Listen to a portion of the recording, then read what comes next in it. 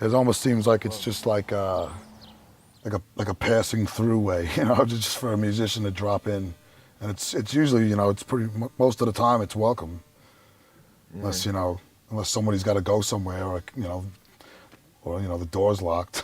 We had the Rap Bastard recordings, one of the best recordings that came out of here, I thought.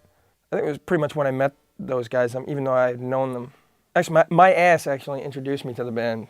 The problem with working with Steve, and it's really pretty funny, is that he'd be like, okay, what song is this? And we'd say, well, we're going to do Little Pieces. But Steve wouldn't write little pieces on the sheet he was keeping to keep track of stuff. He would write, like, My Ass as the name of the song. So when we went to go mix, he'd be like, what song you want to do? And he'd say Little Pieces, and he would say, I don't know which one that is. I have My Ass, Dave's Cock. And I was like, we don't have any songs called Dave's Cock. I think 3 or 4 of the songs were named Steve Johnson's Ass. And, you know, just because I was like, I like the sound of it, you know, and they were all different songs and stuff, and we didn't know which one. I'm not very good at what I do. I do it, but I don't do it well.